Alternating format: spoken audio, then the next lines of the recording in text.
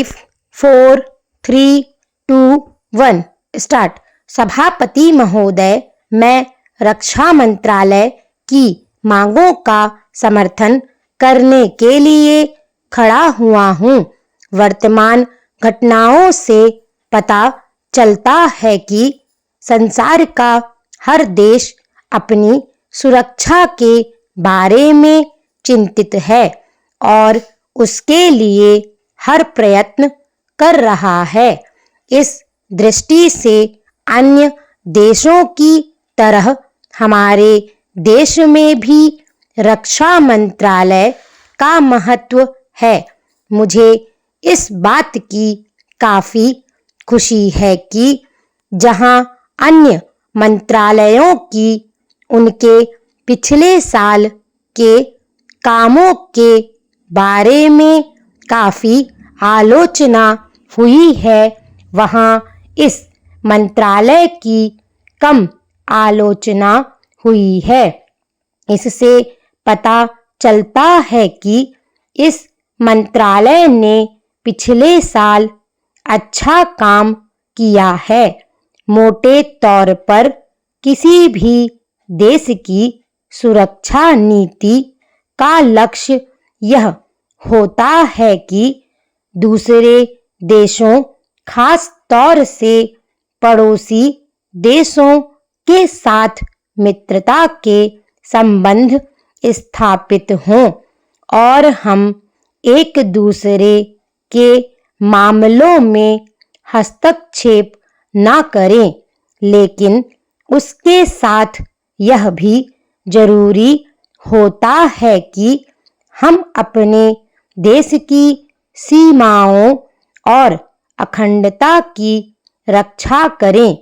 इसलिए हमारे देश का यह कर्तव्य हो जाता है कि हम अपने पड़ोसियों के कार्यों पर पूरी नजर रखें, क्योंकि आज तक हमारे देश पर जो संकट आए वे हमारे पड़ोसियों से आए हैं। 1965 में पाकिस्तान के साथ जो लड़ाई हुई और उसके बाद ताशकंद में जो समझौता हुआ, वह सिर्फ कागज पर ही रहा।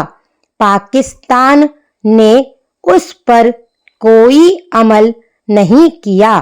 इस दृष्टि से बहुत जरूरी है कि हम अपने देश की सुरक्षा की हर तरह से व्यवस्था करें। हमारा उद्देश्य दूसरों पर आक्रमण करना नहीं है, लेकिन यदि हम पर कोई आक्रमण करे तो हम में इतनी शक्ति अवश्य होनी चाहिए कि हम उसका डटकर सामना कर सके। पैराग्राफ। आप जानते हैं कि पिछले दिनों पाकिस्तान को अमेरिका और चीन से काफी मदद मिली है। रक्षा मंत्रालय की रिपोर्ट में भी कहा गया है कि पिछले साल अमेरिका ने पाकिस्तान को 1500 करोड़ रुपए की फौजी सहायता दी है।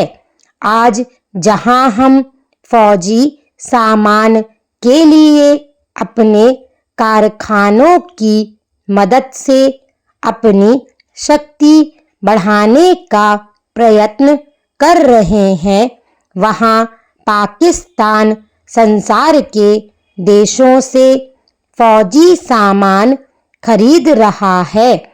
अपनी नीति के कारण वह सब देशों से लाभ उठा रहा है। मेरा सुझाव है कि हमको भी अपनी शक्ति बढ़ाने के लिए संसार के अन्य देशों से अधिक फौजी सामान खरीदना चाहिए। आज तिब्बत की सीमा पर चीन की 1.5 लाख फौज खड़ी है। पैराग्राफ, सभापति महोदय, प्रतिदिन छोटी मोटी झड़पें होती रहती हैं। हमारी फौजें बड़े उत्साह से उनके मुकाबले में खड़ी हैं।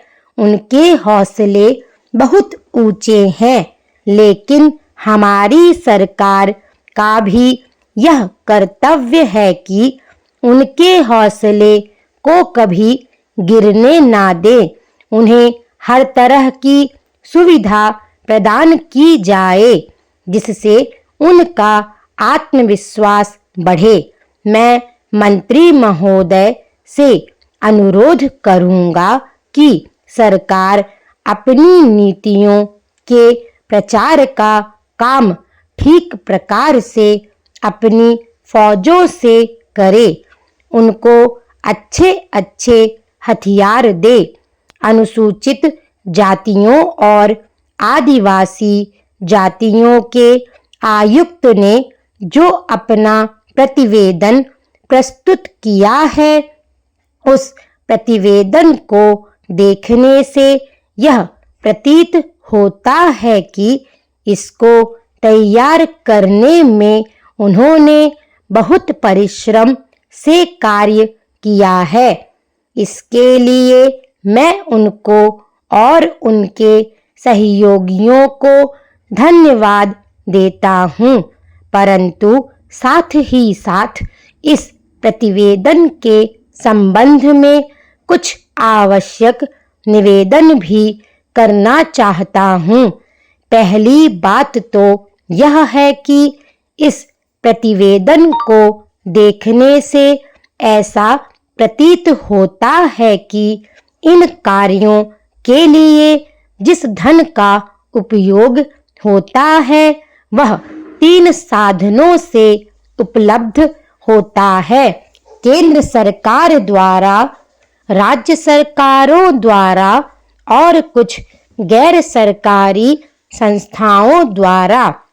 प्रतिवेदन के अनुसार जितना धन इन कार्यों पर व्यय करने के लिए दिया जाता है, उतना धन पूरी तरह से व्यय नहीं हो पाता। मैं यह नहीं कह सकता कि आवश्यकता से अधिक धन दिया जाता है या कार्यकर्ताओं को वह धन प्राप्त ही नहीं होता, जिसके कारण से वह बिना खर्च हुए बच जाता है। मैं तो यह चाहता हूँ कि जितना धन दिया जाता है उसका पूरा उपयोग हो और आयुक्त को यह ना कहना पड़े कि इस कार्य के लिए जितने धन की आवश्यकता थी उतना धन नहीं मिल पाया और विवश होकर हमको उस कार्य को बीच में ही रोकना पड़ा। पैराग्राफ, जहाँ तक राज्य सरकारों का संबंध है, बहुत सी राज्य सरकारें अभी तक इस कार्य में असावधानी से काम ले रही हैं और इस कार्य को उपेक्षा की दृष्टि से देखती हैं। आयुक्त ने इस बात की शिकायत की है कि बहुत सी राज्य सरकारों ने अनेक पत्र भेजने के बाद भी अभी तक अपनी रिपोर्ट नहीं भेजी है। मैं चाहता हूँ कि सरकार इस तरफ निष्ठापूर्वक ध्यान दे। राज्य सरकारों पर दबाव डाला जाए कि वे इस उत्तरदायित्व के प्रति सचेत हों और आयुक्त को उनके कार्य में पूरा सहयोग प्रदान करें। स्टॉप।